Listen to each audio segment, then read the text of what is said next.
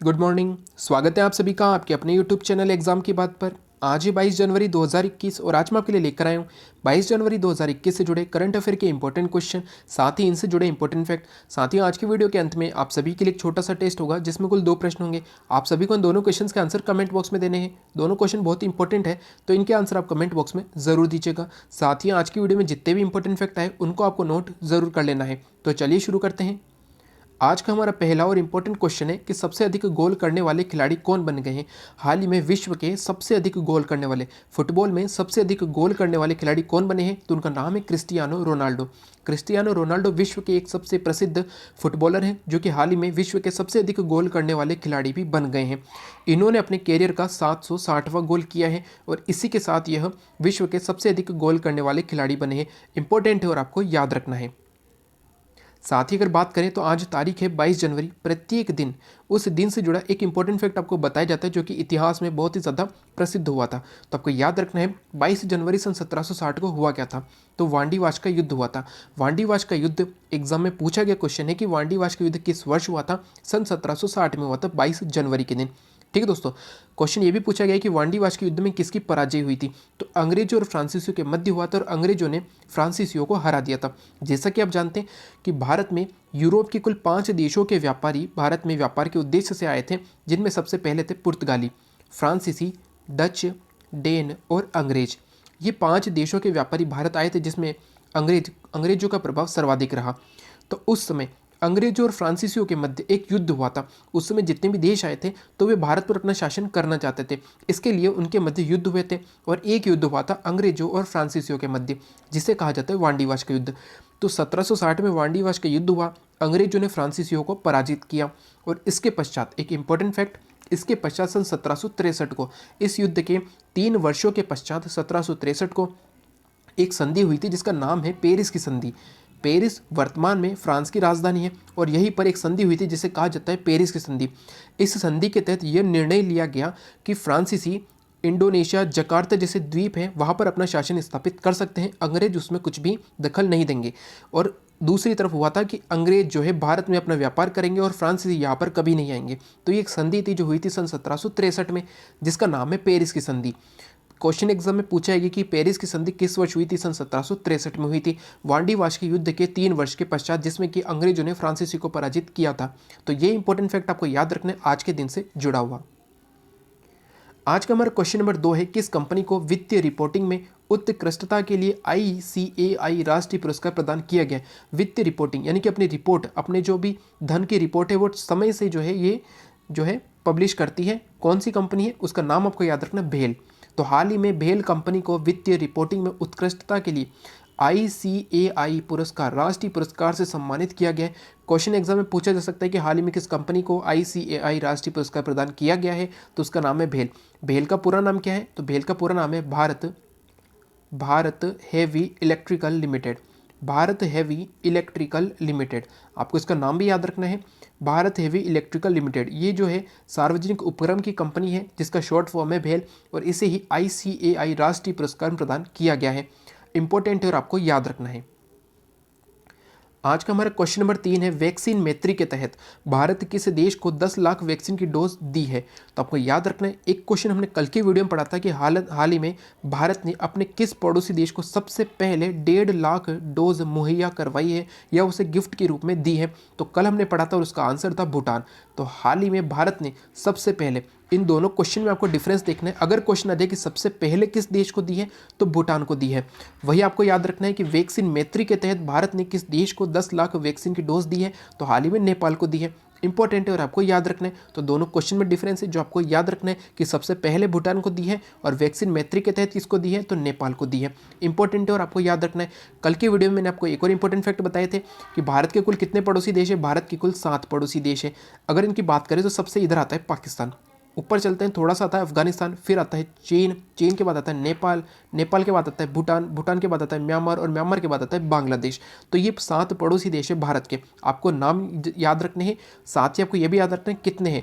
Question exam में पूछा गया कि भारत के कुल कितने पड़ोसी देश है, तो 7 पड़ोसी देश हैं, जिसमें से भी सर्वाधिक सीमा किसके साथ लगती है, तो बांग्लादेश के साथ लगती है। बांग्लादेश के साथ सर्वाधिक सीमा लगती है जिसकी लंबाई है 4096 किलोमीटर। और सबसे कम सीमा किसके साथ लगती है, तो अफगानिस्तान के साथ लगती है। अगर बात करें तो ये जो भी हिस्सा है अफगानिस्तान के साथ सीमा लगाने वाला, ये अभी पाकिस्तान के कब्जे में है, जिसे कि POK कहा जाता है, पाक अधिकृत कश्मीर। ठीक है दोस्तों, तो ये है अफगानिस्तान की सीमा जो है 106 किलोमीटर की।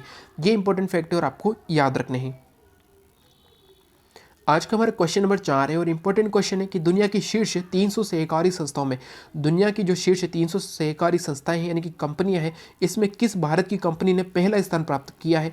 ये इंपॉर्टेंट क्वेश्चन है एग्जाम के लिए और आपको याद रखना है कि दुनिया की टॉप 300 कंपनियों में से भारत की कंपनी है जिसने कि शीर्ष स्थान प्राप्त किया है, इसका नाम है इफ्को। इफ्को ये भारत की कंपनी है जो कि भारत में कृषि के लिए कीटनाशक जो है बनाती है, कीटनाशकों का उत्पादन करती है। कृषि में जो फसलें होती है उनके लिए कीटनाशकों का उत्पादन करती है, उस कंपनी का नाम है इफ्को। ठीक है दोस्तों, इफ्को उसका नाम है। अगर इसकी बात करें तो IFFCO, इफ्को इसका नाम है। अगर बात करें इफ्को के पूरे नाम की तो इफ्को का पूरा नाम है Indian farmer fertiliser cooperative, Indian farmer fertiliser cooperative, जिसकी स्थापना हुई सन 1967 में। 1967 में इसकी स्थापना हुई। न्यू दिल्ली में इसका मुख्यालय है। ये भी इंपॉर्टेंट फैक्ट आपको याद रखने पूछे जा सकते हैं, तो आप याद रखिएगा कि दुनिया की टॉप 300 कंपनियों में से भारत की इफ्को ने पहला स्थान प्राप्त किया है, जिसकी स्थापना हुई 1967 में। और ये काम क्या करती है, ये कृषि के लिए कीटनाशक बनाती है। तो ये इंपॉर्टेंट फैक्ट आपको याद रखने हैं इस क्वेश्चन से जुड़े हुए। साथ ही अगर बात करें आज के दिन से जुड़ा हुआ इंपॉर्टेंट फैक्ट इस प्रकार है कि हाल ही में नेताजी सुभाष चंद्र बोस जी की 125वीं जयंती पर रेलवे के द्वारा ऐतिहासिक कालका मेल का नाम बदलकर नेताजी एक्सप्रेस रखने की घोषणा की गई है। यानी कि एक घोषणा की गई है, किसने की है, रेलवे ने की है, भारत की रेलवे ने की है। क्या घोषणा की है कि 23 जनवरी को जब सुभाष चंद्र बोस जी की 125वीं जयंती मनाई जा रही है तो रेलवे के द्वारा रेलवे की सबसे पुरानी ट्रेनों में से एक जिसका नाम है कालका मेल, रेलवे की सबसे पुरानी ट्रेनों में से एक है जिसका नाम है कालका मेल, और अब इसका नाम बदलकर नेताजी के नाम पर नेताजी एक्सप्रेस रखने की घोषणा की गई है। इंपॉर्टेंट और आपको याद रखना है। साथ ही आप याद रखिएगा कि 23 जनवरी को इस वर्ष 23 जनवरी को सुभाष चंद्र बोस जी की 125वीं जयंती मनाई जा रही है और इससे जुड़े कई ऐसे इंपॉर्टेंट फैक्ट जो एग्जाम के लिए उपयोगी हैं। तो आपके लिए इन्फॉर्मेशन है कि कल 23 जनवरी को एक वीडियो आने वाला है, स्पेशल वीडियो है नेताजी सुभाष चंद्र बोस पर और इनकी 125वीं जयंती पर जितने भी इंपॉर्टेंट फैक्ट आए हैं, जैसे कि इनकी जो जयंती है 125वीं जयंती, ठीक है दोस्तों, इस पर रेलवे के द्वारा इस कालका मेल का नाम बदलकर नेताजी एक्सप्रेस रखने की घोषणा की गई है। साथ ही इनके इस जयंती के दिवस को पराक्रम दिवस मनाने की घोषणा की गई है। तो ये भी इंपॉर्टेंट फैक्टर आपको याद रखना है, तो उस वीडियो का आप जरूर देखिएगा। एक छोटा सा वीडियो है, आपके लिए उपयोगी रहेगा। अगला क्वेश्चन भी इनसे जुड़ा हुआ है कि पराक्रम दिवस समारोह को किनके द्वारा संबोधित किया जाएगा। जैसा कि आप जानते हैं कि इस वर्ष से पराक्रम दिवस मनाया जाएगा। कब मनाया जाएगा, 23 जनवरी को मनाया जाएगा। ये क्वेश्चन एग्जाम में जरूर पूछा जाएगा और आपको याद रखना है कि पराक्रम दिवस 23 जनवरी से मनाया जाना शुरू हुआ है। ठीक है दोस्तों, तो पराक्रम दिवस समारोह को किनके द्वारा संबोधित किया जाएगा, तो आपको याद रखना है कि इस वर्ष कहाँ पर, पश्चिम बंगाल के कोलकाता में, पश्चिम बंगाल की राजधानी कोलकाता में पराक्रम दिवस समारोह का आयोजन किया जा रहा है, जिसे संबोधित करेंगे प्रधानमंत्री नरेंद्र मोदी जी। इंपॉर्टेंट है और आपको याद रखना है। तो ये सभी इंपॉर्टेंट फैक्ट आपको याद रखने हैं नेताजी सुभाष चंद्र बोस की 125वीं जयंती को लेकर। आज का हमारा क्वेश्चन नंबर 6 है, हुनर हाट की शुरुआत आज कहाँ की गई है, तो 22 जनवरी से। कब से, तो आज 22 जनवरी से हुनर हाट की शुरुआत की गई है। कहाँ पर की गई है, तो लखनऊ में की गई है। भारत के अनेक व्यक्ति, ठीक है दोस्तों, इसमें अपनी प्रदर्शनी देंगे जिसका नाम है हुनर हाट। कहाँ पर हुई है, उत्तर प्रदेश की राजधानी लखनऊ में आज के दिन से शुरू हुई है। इसका उद्घाटन कब होगा, इसका उद्घाटन तो होगा 23 जनवरी को। शुरुआत आज हो गई है लेकिन इसका उद्घाटन 23 जनवरी को करेंगे उत्तर प्रदेश के मुख्यमंत्री योगी आदित्यनाथ। तो यहाँ पर आपको दो इंपॉर्टेंट फैक्ट याद रखने। हुनर हाट की शुरुआत कहाँ पर हुई है, तो लखनऊ में हुई है। अब लखनऊ में हुई है तो इसका उद्घाटन कौन करेंगे, तो उत्तर प्रदेश के जो मुख्यमंत्री योगी आदित्यनाथ वो इसका उद्घाटन करेंगे। ये इंपॉर्टेंट फैक्टर आपको याद रखना है। आज के करंट अफेयर का अंतिम क्वेश्चन, हाल ही में कितने देशों से संयुक्त राष्ट्र महासभा में मतदान करने का अधिकार ले लिया गया। अब यहाँ पर ये इंपॉर्टेंट क्वेश्चन आया है, तो आपको याद रखना है कि संयुक्त राष्ट्र महासभा विश्व का सबसे बड़ा संगठन है। विश्व का सबसे बड़ा संगठन है संयुक्त राष्ट्र महासभा, जिसमें कि विश्व के सभी देश शामिल हैं, सभी देश इसके सदस्य हैं।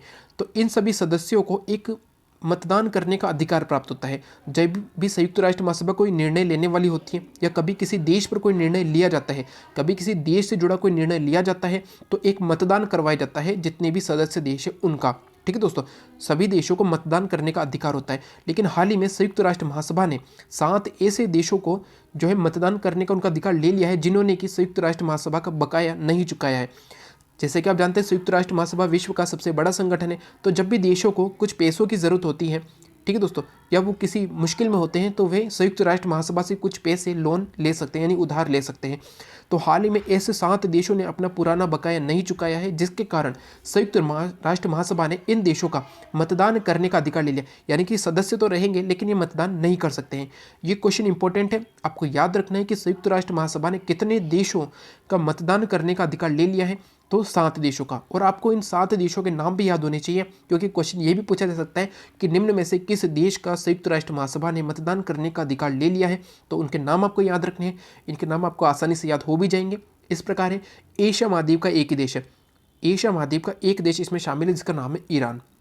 ईरान जो है एशिया महाद्वीप का देश है और इससे भी मतदान करने का अधिकार वापस ले लिया है। किसने लिया है? संयुक्त राष्ट्र महासभा ने लिया है। इसके अलावा अफ्रीका महाद्वीप के देश है 6, दक्षिणी Sudan, Africa, Libya, Congo Brazzaville, Zimbabwe, Niger और मध्य अफ्रीकी गणराज्य।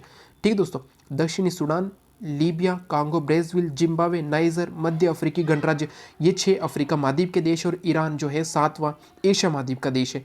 इंपॉर्टेंट है और आपको याद रखने। और इन 7 से मतदान करने का अधिकार वापस लिया है। किसने लिया है? संयुक्त राष्ट्र महासभा ने लिया है। इंपॉर्टेंट और आपको याद रखना है। तो ये थे 22 जनवरी से जुड़े करंट अफेयर के इंपॉर्टेंट क्वेश्चन। अब हम चलते हैं हमारे कल के टेस्ट पर। कल के हमारे टेस्ट का पहला प्रश्न था और इंपॉर्टेंट क्वेश्चन था, असत्य विकल्प को चुने। डेली आपसे एक ऐसा क्वेश्चन पूछा जाता है जिससे कि आपके 4 क्वेश्चन कंप्लीट होते हैं। तो कल का हमारा क्वेश्चन था, क्वेश्चन कुछ इस प्रकार था, क्या दीन पनाह नगर की स्थापना हुमायूं ने की थी? दिल्ली की जामा मस्जिद क्या जहांगीर के द्वारा बनवाई गई? आगरा की मोती मस्जिद शाहजहां के द्वारा बनवाई गई? या चश्मा ए नूर जहांगीर के द्वारा बनवाया गया? तो आपको याद रखना है, दीन पनाह नगर की स्थापना हुमायूं ने ही करवाई थी। दीन पनाह नगर दिल्ली में, इसकी स्थापना हुमायूं ने करवाई थी। साथ ही आपको याद रखना है कि 1556 में इसी दीन पनाह नगर के पुस्तकालय की सीढ़ियों से गिरकर हुमायूं की मृत्यु हुई थी।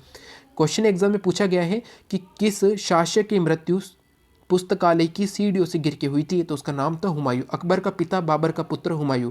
ठीक है दोस्तों, 1556 में दीन पनाह नगर के पुस्तकालय की सीढ़ियों से गिरकर इसकी मृत्यु हुई थी। इंपॉर्टेंट और आपको याद रखना है। अगला था दिल्ली की जामा मस्जिद। तो आपको याद रखना है, दिल्ली की जामा मस्जिद को जहांगीर ने नहीं बनवाया था, जबकि इसके पुत्र शाहजहां ने बनवाया था। दिल्ली में जो जामा मस्जिद है, इसका निर्माण शाहजहां ने करवाया था। ठीक है दोस्तों, इसका निर्माण 1650 से 1656 के मध्य हुआ था। ये भी आप याद रखें, तो याद रखिएगा, दिल्ली की जामा मस्जिद शाहजहां के द्वारा बनवाई गई। आगरा में मोती मस्जिद शाहजहां ने बनवाई, बिल्कुल सही है। चश्मा ए नूर कहाँ पर है? राजस्थान के अजमेर में है, राजस्थान के अजमेर में है। ठीक है दोस्तों, जिसकी स्थापना जहांगीर ने करवाई थी। तो यहाँ पर गलत ऑप्शन कौन सा था? यहाँ पर गलत ऑप्शन था, दिल्ली की जामा मस्जिद जहांगीर ने नहीं बल्कि इसके पुत्र शाहजहां ने बनवाई थी। इंपॉर्टेंट है, आपको याद रखना है। तो यहाँ पर आपके 4 क्वेश्चन कंप्लीट हुए। दीन पनाह नगर हुमायूं ने बनवाया, यानी स्थापना करवाई। दिल्ली की जामा मस्जिद की स्थापना जहांगीर ने। आगरा की मोती मस्जिद माफ़ कीजिएगा, यहाँ पे शाहजहां। ठीक है दोस्तों, दीन पनाह नगर हुमायूं ने, दिल्ली की जामा मस्जिद शाहजहां ने, आगरा की मोती मस्जिद शाहजहां ने, चश्मा ए नूर जहांगीर ने। तो इन चारों का आप नोट जरूर कर लीजिएगा। कल का हमारा क्वेश्चन नंबर 2 था, 51वें अंतर्राष्ट्रीय फिल्म महोत्सव का आयोजन कहाँ पर हुआ है? तो इस वर्ष 51वें अंतर्राष्ट्रीय फिल्म महोत्सव का आयोजन किया गया है, जो हुआ है गोवा में। गोवा राज्य में 51वें अंतर्राष्ट्रीय फिल्म महोत्सव का आयोजन हुआ है। गोवा राज्य से जुड़े आपको 3 इंपॉर्टेंट फैक्ट याद रखने हैं। गोवा राज्य, राजधानी क्या है? राजधानी है पणजी। पणजी गोवा की राजधानी है। इसके मुख्यमंत्री कौन है? इसके मुख्यमंत्री है प्रमोद सावंत। प्रमोद सावंत जो है गोवा के मुख्यमंत्री है। साथ ही इंपॉर्टेंट आपको याद रखना है, इसके राज्यपाल कौन है? राज्यपाल है भगत सिंह कोश्यारी। आपको 2 नाम याद रखने हैं। सबसे पहला आनंदीबेन पटेल, कहाँ की है? उत्तर प्रदेश और मध्य प्रदेश की है। आनंदीबेन पटेल उत्तर प्रदेश और मध्य प्रदेश की राज्यपाल हैं। भगत सिंह कोश्यारी कहाँ के हैं? भगत सिंह कोश्यारी महाराष्ट्र और गोवा के हैं। तो इन दोनों के नाम आपको हमेशा याद होने चाहिए। तो ये थे कल के टेस्ट के 2 क्वेश्चन जिनके आंसर आपको कमेंट बॉक्स में देने थे और आप सभी ने इनके आंसर कमेंट बॉक्स में दिए हैं। तो जब भी 2 क्वेश्चन आए, आपको इनके आंसर कमेंट बॉक्स में ज़रूर देने हैं, आपके लिए उपयोगी रहेंगे। अब हम चलते हैं आज के हमारे टेस्ट पर। आज के हमारे टेस्ट का पहला प्रश्न है और उसी प्रकार का है, असत्य विकल्प को चुने। यहाँ पर भी आपके 4 क्वेश्चन कंप्लीट होंगे। तो आपके 5 एक क्वेश्चन कुछ इस प्रकार है, क्या मेगास्थनीज चंद्रगुप्त मौर्य के दरबार में था? कालिदास क्या समुद्रगुप्त के दरबार में था? अमर सिंह क्या चंद्रगुप्त द्वितीय के दरबार में था? अबुल फजल क्या अकबर के दरबार में था? तो आपको बताना है कि इनमें से कौन सा ऑप्शन गलत है, कौन सा दरबारी किस राजा के जो है शासनकाल में या किसके दरबार में नहीं था। इंपॉर्टेंट है और इसका आंसर आप कमेंट बॉक्स में ज़रूर दीजिएगा। आज का हमारा क्वेश्चन नंबर 2 और करंट अफेयर का क्वेश्चन है, इंडिया इनोवेशन इंडेक्स 2020 में कौन सा राज्य शीर्ष पर रहा है। इंपॉर्टेंट क्वेश्चन और इसका आंसर आपको कमेंट बॉक्स में देना है कि हाल ही में इंडिया इनोवेशन इंडेक्स 2020 की सूची जारी की गई है। आपको बताना है कि इसमें भारत का कौन सा राज्य शीर्ष पर रहा है। तो ये हैं आज के 2 क्वेश्चन जिनके आंसर आपको कमेंट बॉक्स में देने हैं। तो आज थी 22 जनवरी और 22 जनवरी से जुड़े करंट अफेयर के जितने भी इंपॉर्टेंट क्वेश्चन थे वो हमने देखे। साथ ही 22 जनवरी से जुड़ा एक इंपॉर्टेंट फैक्ट भी हमने देखा जो जिसका नाम था वांडीवाश का युद्ध। अगर आपके पास समय हो तो आप वांडीवाश के युद्ध के बारे में एक बार ज़रूर पढ़िएगा, इंपॉर्टेंट है और आपको जो है पढ़ना चाहिए। ठीक है दोस्तों, साथ ही आज के टेस्ट के दोनों क्वेश्चन के आंसर आपको कमेंट बॉक्स में देने हैं। तो इन सभी क्वेश्चन के आंसर आप कमेंट बॉक्स में ज़रूर दीजिएगा। अगर आपको आज का हमारा वीडियो अच्छा लगे तो लाइक एंड शेयर ज़रूर करें। साथ ही वे सभी जो आज चैनल पर नए हैं उन्हें वीडियो अच्छा लगे, उपयोगी लगे तो चैनल सब्सक्राइब करना न भूलें। साथ ही बेल आइकन जरूर दबाएं जिससे कि आने वाली वीडियो की तुरंत जानकारी आपको मिल सके। अगर आपको मेरे द्वारा पूछे गए जो क्वेश्चन पूछे गए हैं अगर आपको इंपॉर्टेंट लगे तो हमारे टेलीग्राम चैनल को ज़रूर ज्वाइन करें, जहाँ पर कि डेली ऐसे इंपॉर्टेंट क्वेश्चन अपलोड होते हैं। ठीक है दोस्तों, थैंक यू।